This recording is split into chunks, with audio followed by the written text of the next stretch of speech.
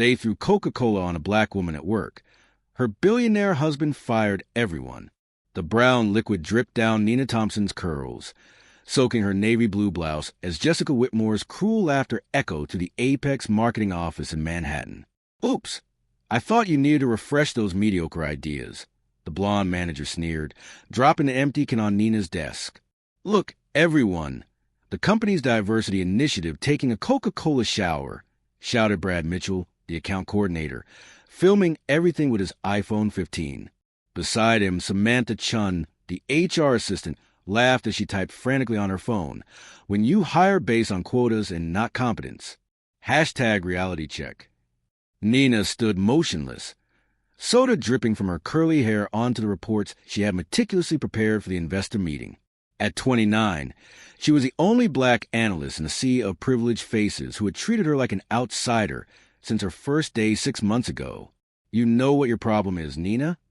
Jessica approached, her Chanel perfume mingling with the sweet smell of Coca-Cola.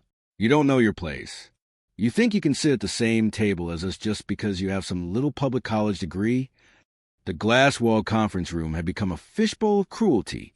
Other employees watched from the common area, some embarrassed, most indifferent. It was a Friday before Labor Day, and the office was emptier than usual, the perfect time for a calculated humiliation. Nina took a deep breath, her brown eyes shining with what Jessica misinterpreted as tears. In reality, it was determination. She calmly picked up her phone, ignoring the taunts. "Going to call your mommy or your Uber boyfriend?" Brad sneered, moving the camera closer. "I bet he lives in the Bronx and took the subway in today." Samantha let out a shrill laugh. "Guys, you're terrible. But it's true, right, Nina? It must be hard to keep up that executive facade on an assistant's salary." What they didn't know was that Nina Thompson wasn't just another employee trying to climb the corporate ladder. There were secrets in her life that even HR didn't know, connections that transcended this toxic environment.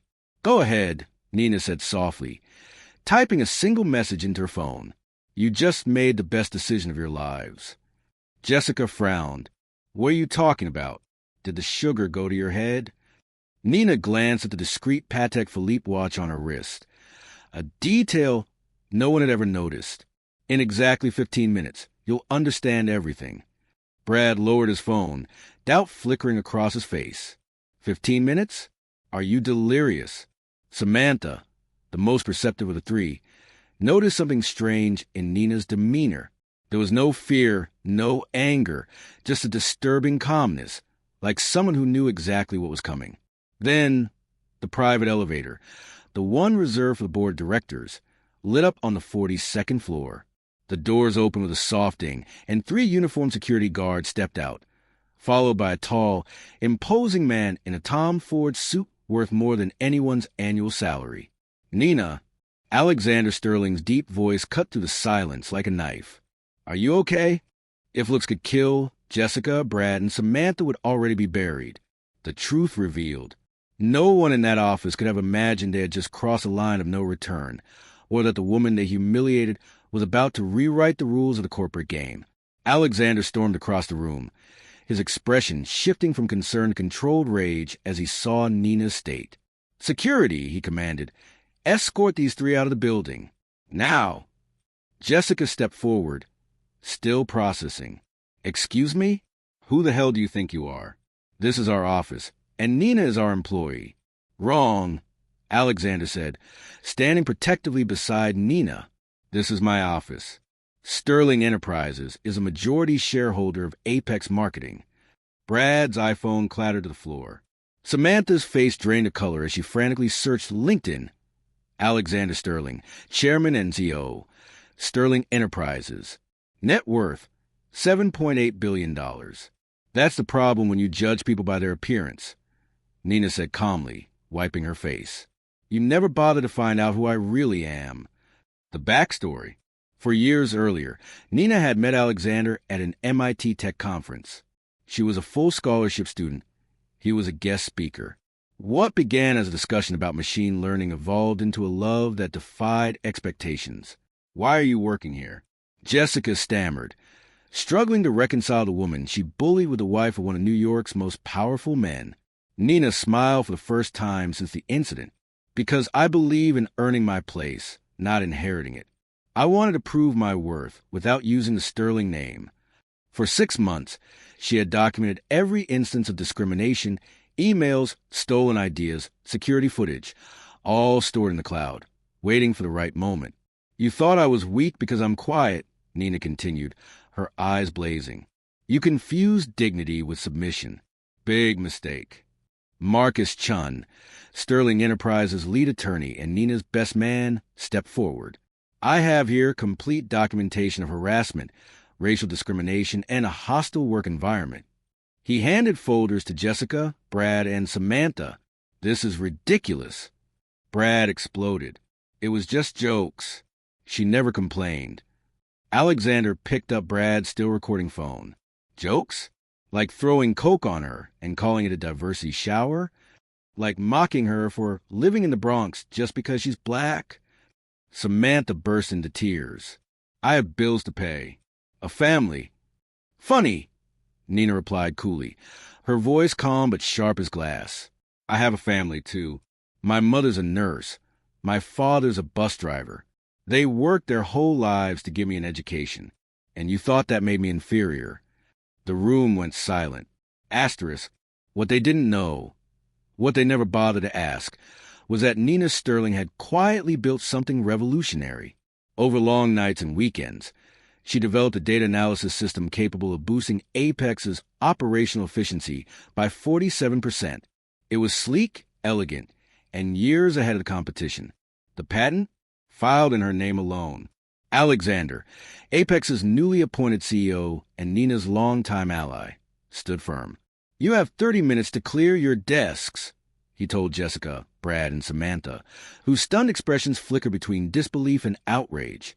Any retaliation will result in immediate legal action. Jessica's face turned a mottled red. She spun toward the remaining employees. Are you all just going to let this happen? Tom Williams from IT stepped forward, the first to break the silence. Actually, Jessica, we've all seen what Nina's capable of. You're the one who created a hostile environment. We're done enabling it. The sound of approaching security echoed in the hall. As they entered, Nina calmly shut her laptop, slid it into her leather bag, and leaned in close to Jessica. The irony, she whispered. I was going to quit today, but you gave me a much better gift. She glanced down at her Patek Philippe. It was 3:47 p.m. In 13 minutes, a scheduled company-wide memo, prepared by Nina and approved by Alexander, would hit inboxes across the globe. The subject line, asterisk, Apex 2.0, diversity, equity, and the future, asterisk. Nina turned to Alexander. I don't want this to be just revenge, she said, gently touching his arm. I want to build something bigger. He nodded. The scholarship fund? Exactly. For students. Black. Brilliant. Future tech leaders. We'll fund them with the shares those three just lost. 6 months later, Code Nina premiered to a standing ovation at the Metropolitan Opera House in New York. The documentary chronicled not just a corporate reckoning, but the story of resilience, innovation, and systemic change sparked by one woman who refused to be sidelined.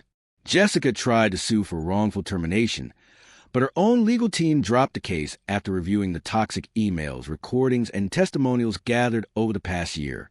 Brad, rejected from 23 jobs, reluctantly took a position as a delivery driver. Samantha faded from public view, sending apology letters that were never answered. Meanwhile, Nina's latest venture, Equihire, an AI-powered platform designed to detect bias and discrimination patterns in corporate structures, was adopted by 1,200 companies in under a year. The system generated over $180 million in revenue. Every cent poured into scholarships, mentorship programs, and startup grants for marginalized youth in tech.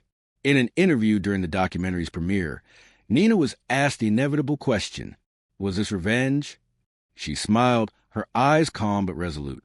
No. Revenge burns everything down. Justice builds.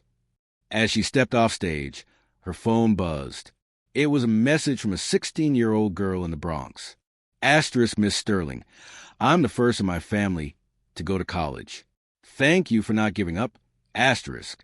Nina stood still for a moment, the weight of the journey settling over her like a quiet sunrise. They had underestimated her. They thought they were breaking her.